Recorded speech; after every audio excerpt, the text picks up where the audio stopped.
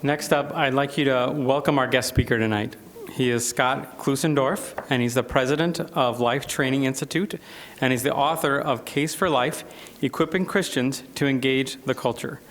He's going to tell us a little bit more about himself, and also he's going to encourage us and inform us a little bit tonight. Scott, please welcome him.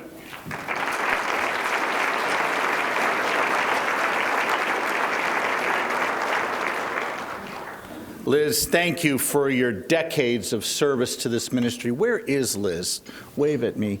Right in front of me. Thank you for your services tonight and for all that you have done for this ministry over the decades. When my son Jeff graduated from high school, we have a tradition in our family. When you graduate high school, Dad does not buy you a car because Dad likes to spend his money on his own cars. Well, Jeff said to me, I want to go on a trip. And the tradition we have is when you graduate, you get to point to somewhere on the map and you get to go with Dad on a trip to that place. It's time to cash in the frequent flyer miles. Well, my oldest son, Jeff, didn't hesitate. He wanted to go to the beaches of Normandy, France. Now, those of you that have seen the movie Saving Private Ryan, you know what happened at Omaha Beach at Normandy on June 6, 1944. The first wave of Army Rangers that hit the beach on that morning sustained 80% casualty rates. And there was a reason for that.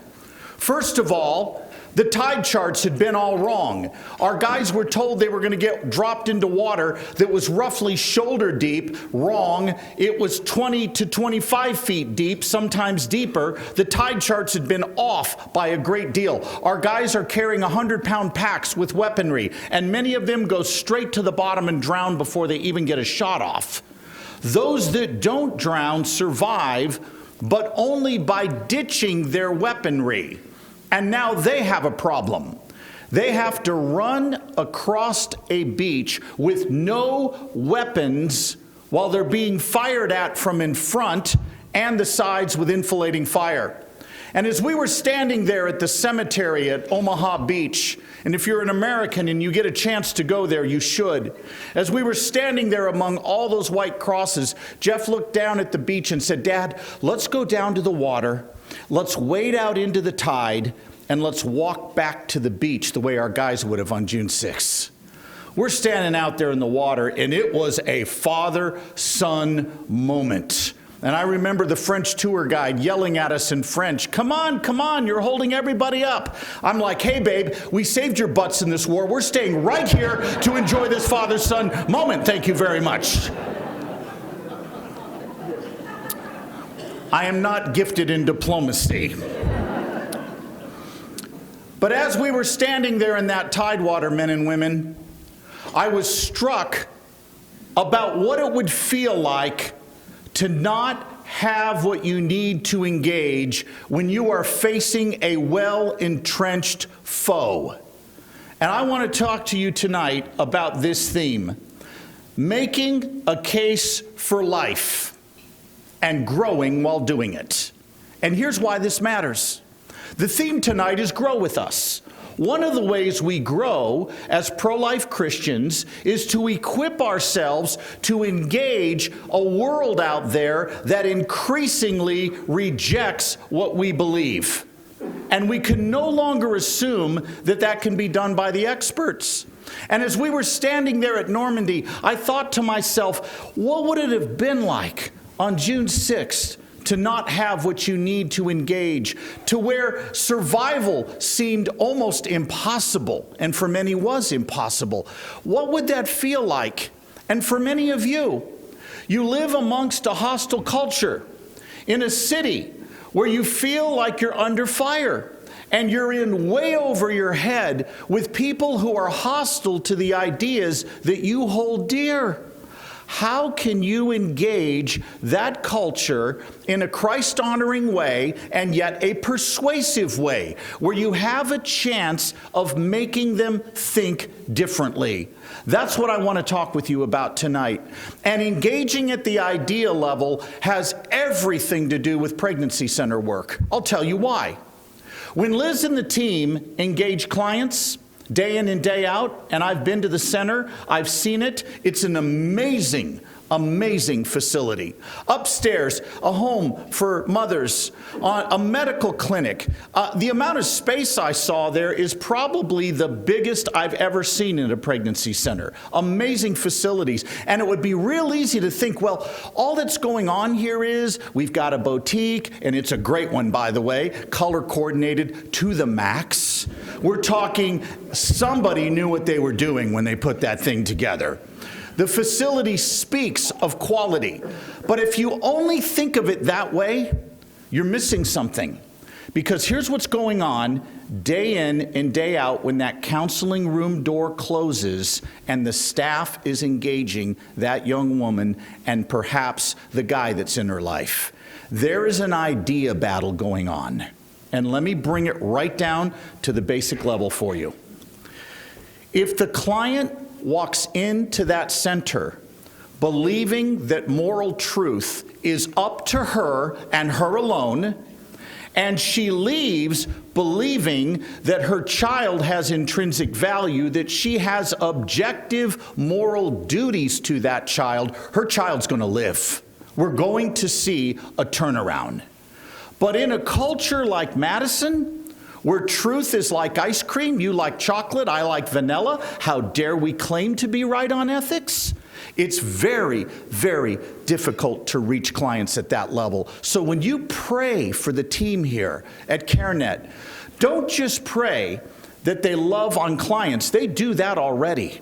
But one of the ways they love on clients is to not only engage her at the emotional level, but engage her thoughtfully at the mind level. And you know what, men and women? You need to do that too. Why is the abortion debate so contentious in our culture right now? Have you noticed that it's really heated up lately? You've got states like Georgia, Alabama, Ohio, Missouri, South Carolina, rushing to pass bills that protect unborn children. You have other states like New York, Illinois, Vermont, and others that are passing bills that strip even children who survive abortion techniques from any protection. Why is it heating up so much? I'll tell you why. We are having a debate as a nation over this question: who counts as one of us? Ultimately, the abortion debate is not about choice. It's not about privacy. It's not about trusting women. It's not about bodily rights. It's about who counts as one of us. And just as the slavery issue divided the nation on that question 160 years ago, so the abortion issue is doing it today. And in that culture, all of us are now pro-life apologists who must know how to make a case. And I have good news for you tonight. You don't have to have a PhD to make a case for life. You don't have to have a graduate degree to grow with us in making a case for life. You don't even need a high school degree. You need to do what my friend Greg Kokel says, put a pebble in their shoe. You ever been out hiking and had a pebble in your shoe?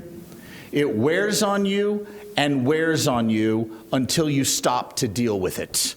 And tonight, I'm going to give you the 3 questions that will help you do that. Now, don't answer this question, but how many people have you won to the Lord in evangelism? I'm going to answer it for you. 0. And you never will, because it's God who saves people. But He uses us to convey truth to people. He calls His sheep through us proclaiming truth. And tonight I want to give you the 3 questions that will help you do that. The 3 questions that will give them something to think about. And the great news about this is you don't need to close the deal on the spot. So many of us feel that if the person doesn't just slap themselves on the side of the head and go, thank you for straightening out my twisted thinking, that somehow we've lost the fight. Now, those of you that have been married for at least 20 years, is that how discussions go in your house? When your spouse is clearly winning the argument, do you say, honey, I am so glad that Jesus put you in my life to straighten me out? Is that what goes on? No, I know what goes on in your house. 34 years, okay? I know. There's a day and a half of passive-aggressive silence while you work this out, and then you work it out. That's what all good married couples do. Come on now, I'm speaking truth. Don't give me that holier-than-thou look right now. It's the same out there. You're not going to have people most of the time who on the spot say, I'm getting rid of my bad thinking. Your job is to give them something to think about that will wear on them and wear on them. In fact, the great debater William Rusher, in his book, How to Win Arguments More Often Than Not, said that arguments are almost never won on the spot. They're won 3 days or 3 weeks later when the person is alone with his or her thoughts, maybe driving through the McDonald's drive-thru. They're sitting in the car alone, waiting in line, waiting for their Big Mac, and they admit to themselves they lost the argument. And their mental furniture is rearranged. That's our job, to convey truth and let God do the rest. So here are the 3 questions that will help you do that. Number 1, we're going to look at the question, what is the unborn? Secondly, we're going to look at the question, what makes humans valuable? And thirdly, we're going to look at the question, what's our duty? And the good news is, if you have those questions clear in your mind, you can make a difference where God has placed you. You can put that pebble in their shoe. You can help them grow in their understanding of truth. So let's look at that first question. What is the unborn? I want you to imagine with me that you are at the kitchen sink washing dishes one night after supper, and your 5-year-old son or grandson comes up behind you with your back turned and says to you, Daddy or Mommy, can I kill this? Now, some of you are going, oh, those cute little boys would never ask such a question. I need to enlighten you. As I mentioned, this ring on my finger means I've been married to the most glorious woman in all of Christendom for 34 years. We have a son 29 that served in the U.S. Army, a son 28 that served in the U.S. Army, a son 23, and a daughter 19. I have personally heard the question, Daddy, can I kill this, more times than you can count, almost always with his hands on his brother's neck when he's asking the question. What will be the first question you ask when that little pipsqueak says, Daddy or Mommy, can I kill this? What has he got? Cockroach or snail, do not show your mother or sister, but sure, have at it. Neighbor kitty, whoa. Brother by the throat, you have issues, right? You would never in a million years say, sure, son, have at it, till you answer that predicate question, what has he got? Men and women, we just solved the abortion issue. Can we kill the unborn? The answer is yes. If what? If the unborn are not human. But you got to argue for that. You can't just assume it. And you know what our culture does? It simply assumes it. I am vigorously pro-choice on women choosing their own husbands, choosing their own worldview, choosing the careers they wish to pursue, the healthcare providers they wish to have, the cars they wish to drive, unless they're Chevys, the shoes they wish to purchase. I'm pro-choice on all of those questions. But some choices are wrong, like intentionally killing an innocent human being simply because he's in the way of something we want. That's a choice a civil society should not allow. There was a staggering passage in chapter 32 of The Adventures of Huckleberry Finn, a novel many of you read in grade school and maybe since. Huck has been out on one of his adventures. He happens on the property of Aunt Sally. Aunt Sally is a little mixed up and she sees him coming down the road. She thinks it's Tom Sawyer. And she rushes out to Huck Finn and says, where have you been, my boy? We have been waiting so long for you and it's taken you so long to get here. Why? Where have you been? And Huck doesn't know what to do, so he makes up a story.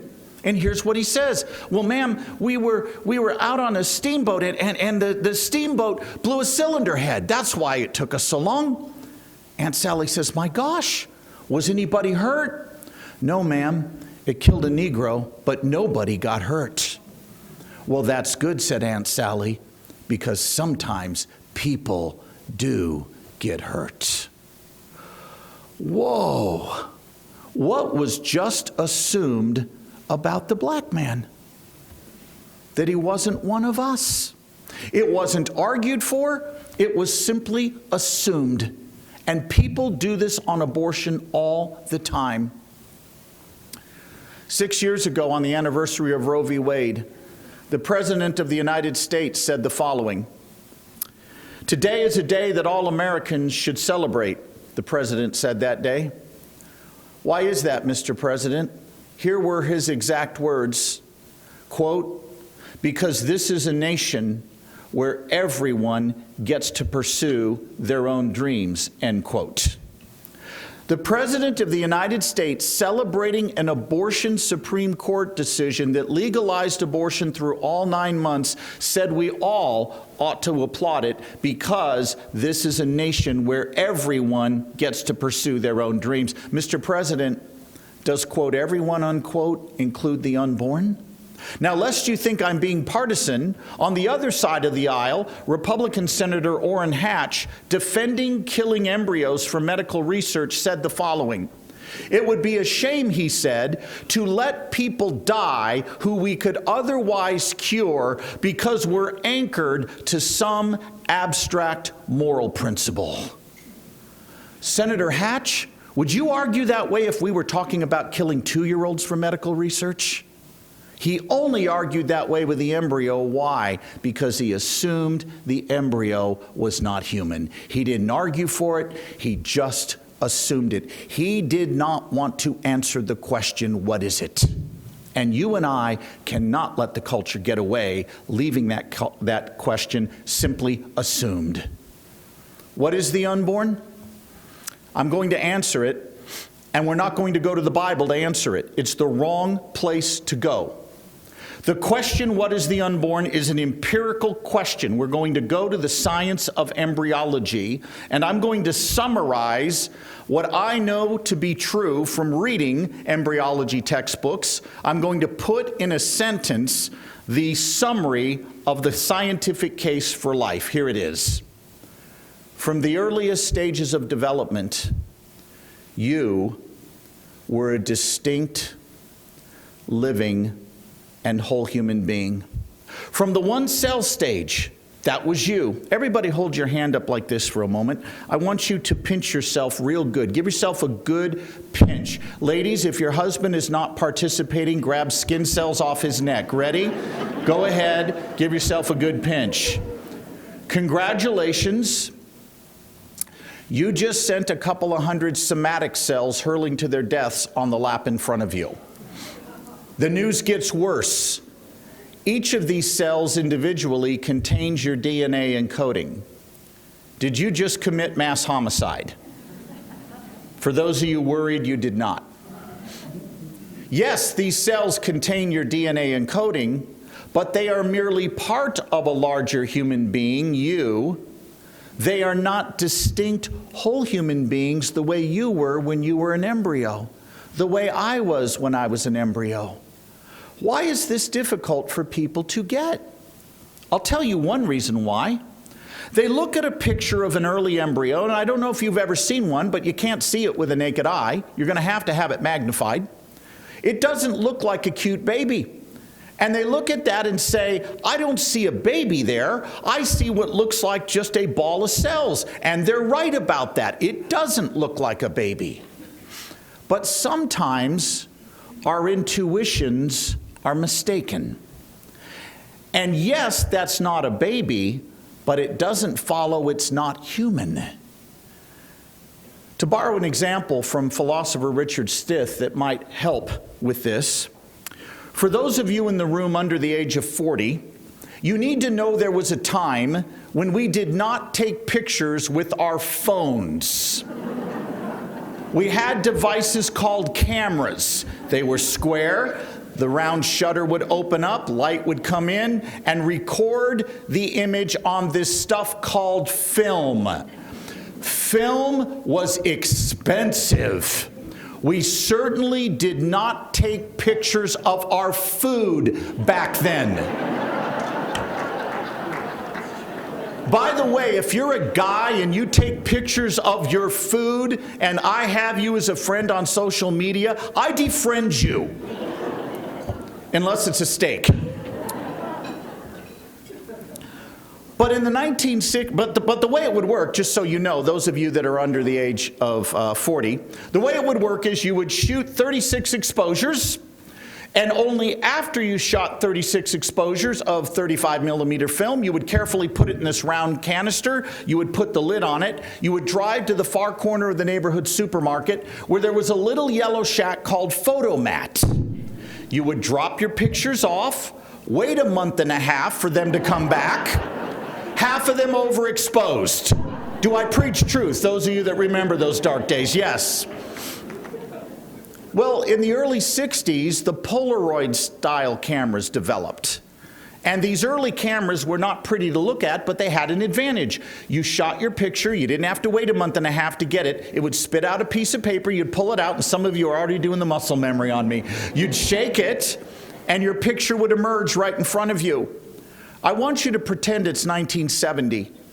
You are on a Mexican safari. You have a Polaroid camera. You just shot a picture of a black jaguar leaping across the trail in front of us. Black jaguars are almost never filmed in the wild, but you got it.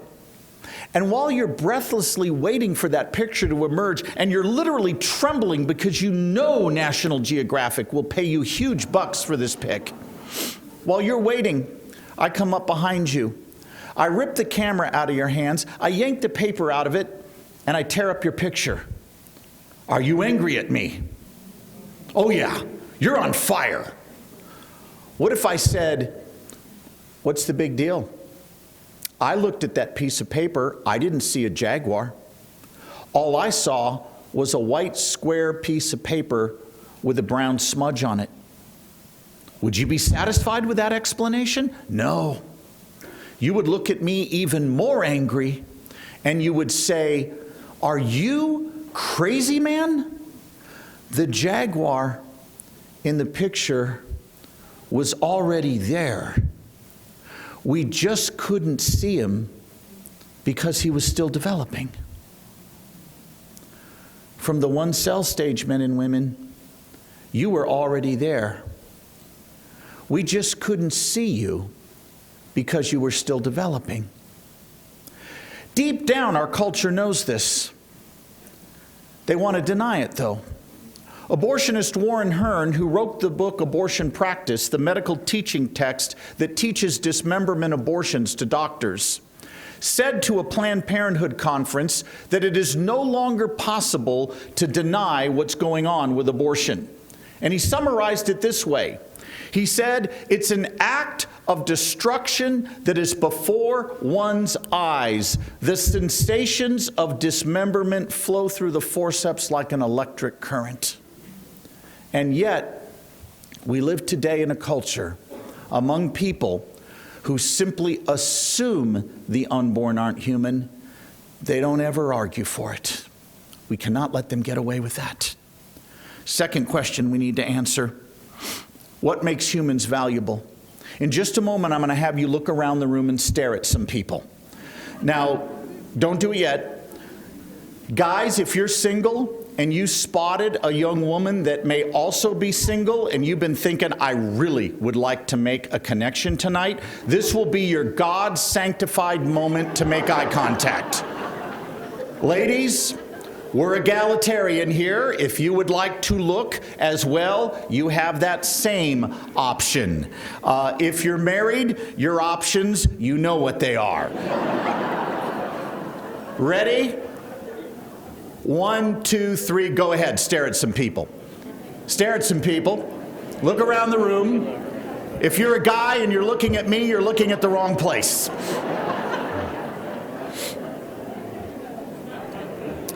Question. What makes us equal? Are we all physically equal in this room tonight? No, we're not. 2 years ago, At age 57, I did something crazy. I went back to the high school where I played basketball, and I played on the alumni team against the current student basketball team. You're laughing, we beat them by 24 points. Yeah. It's called old man smarts. You plug the middle, force them to take terrible shot selections, slow the pace to molasses. Oh, it also helped we had recent grads with fresh legs. But yours truly took only one shot in that game because I was too slow to get open for any others. One shot, a three-pointer, and I drained it, baby. Nothing but net. And I had a rebound and 2 assists. I know some of you are going, I could do that getting out of bed in the morning. When you're 57, you have one objective for that basketball game: avoid hospitalization. If I had to play one-on-one against a lot of the people I'm looking at right now, I would be toast. Because my physical abilities aren't there anymore. My development physically isn't where it was. Men and women, if Planned Parenthood is right, that we can dismember and destroy a human fetus simply because it lacks the development we have, if development is what gives us our value, and you have more of it than me, human equality is a myth. It's out the door. Those of you with more of it will have a greater right to life than those with less. Are we all equally self-aware right now? How many of you drank coffee tonight? Not the decaf that's on your table, the real stuff. Can I see your hands? Coffee is proof, by the way, that God has not forsaken us. That and bacon, right? If you had coffee, you were probably you're sharp right now. Your synapses are firing. If you had your coffee at 6 this morning, you might be this side of comatose after eating dessert. I don't know. But if self-awareness is what gives us our value, and you have more of it than me, if Peter Singer, the ethicist at Princeton University, is correct that we can destroy a human fetus and destroy a newborn because neither are self-aware, if he's right about that, if self-awareness is what gives us our dignity and value, and you have more of it than me, you have a greater right to life than me, and human equality is out the window. There is only one thing we share equally in this room tonight, only one, and it does not come in degrees like physical ability or self-awareness.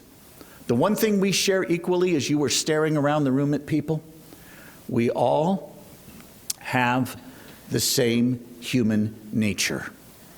What's a human nature? Well, all living things have natures that define the kind of things they are. For example, your goldfish has a goldfish nature. Your dog has a dog nature. Cats, I have learned, have satanic natures. You have a human nature. 2 leather jackets have been destroyed by my cat. I am campaigning for cat adoption, but I'm outvoted in my house. You have a human nature that as Christians we know bears the image of God. People out there will say, okay, fine, I agree. You have a human nature, but that embryo? How can you claim that has a human nature? Here's the question you put to them. How is it possible for 2 human parents to create offspring that isn't human, but later becomes so? To quote my favorite philosopher, Ricky Ricardo, they have some splaining to do at that point. There's 4 differences between you, the embryo, and you, the adult, and none of them are good reasons for saying we could kill you then, but not now. There's a difference of size, difference of level of development, a difference of environment, and a difference of degree of dependency. You can use the acronym SLED that Stephen Schwartz suggests to remember these 4 differences. And you can see how none of them are good reasons for saying we could kill you then, but not now. See, the culture out there loves to point out differences between fetus and newborn, fetus and you. That isn't going to cut it, though. They got to do better than just point out a difference. They got to argue why those differences matter such that we can say we could kill you then, but not now. And they almost never do it. Let's look at those 4 differences. Size, there's your S in that SLED acronym. You were smaller as an embryo, but since when does body size determine value? Men are generally larger than women. Do men deserve more rights than women simply because they're larger? What about your level of development? Sure, you were less developed as an embryo. So, 21-year-old women are more developed than 2-year-old girls. 2-year-old girls do not even have a developed reproductive system yet. Are they less human and valuable than the 21-year-old who does? I speak to high school students all over the country. In fact, yesterday I was speaking to a group of 500 of them, and I said to these students in Dothan, Alabama, you are less developed than your parents. You are less developed than your parents physically, and you're less developed than your parents intellectually, which came as a complete shock to most of them. But you don't reach your intellectual peak until your mid-40s. Does it follow your parents have a greater right to life than you simply because they're more developed? What about environment, where you're located? You were in the womb, now you're out. How does where you are determine what you are? If you drove at least 7 miles for dinner tonight, can I see your hands? Wow, okay, this committed group. 17 miles? 27 miles? 37 miles? Okay, it's getting real now. 57 miles, 67 miles, 107 miles, 807 miles, I win. Now, if a journey of 107 miles did not change you from one kind of thing to another, how does a journey of 7 inches down the birth canal suddenly transform you from non-human, non-valuable thing we can intentionally kill to a valuable human being we cannot? And the answer is, if you weren't already human and valuable, changing your address doesn't get you there. And finally, degree of dependency. Sure, you depended on your mother for survival. So, how does it follow that because you depend on another human being, we can intentionally kill you? I don't know how many of you saw the movie Up. Do you remember that movie Up? Remember, Mr. Fredrickson wanted to get away from a particular little guy named Russell. Remember Russell? And lo and behold, he puts balloons on his house. He floats up into the sky. He thinks he's going to get away from it all. And there's all of a sudden a knock at the door. And who's there? Russell. Can Mr. Fredrickson just toss Russell overboard to his death because he depends on him at that point? Size, level of development, environment, and degree of dependency are not good reasons for saying we could kill you then, but not now. I end with this. What's our duty? I can give it to you in a sentence. Our duty is to love our unborn neighbor, men and women. And the first way we do that is defend him. Now, we have the holidays coming up. And I don't know if your house is anything like mine, but at Thanksgiving and Christmas, we have family members and friends that we invite to dinner who are not Christians, who are not pro-life. They don't share our political views, they don't share our theological views, and they certainly don't share our moral views in a lot of cases. And we have extended family that's true of them, but they're at our table. I want you to pretend you have an Aunt Betty from Boston, and she is visiting at Thanksgiving, and she is not pro-life, and she looks at you between bites of turkey and says, now, why are you pro-life? Here's the answer you're going to give her. In a minute or less, you'll be able to do this. The answer you will give her will not involve Scripture, but you will communicate a biblical view. So here is exactly what you're going to say to Aunt Betty. Ready? Aunt Betty, I'm pro-life because it's wrong to intentionally kill innocent human beings.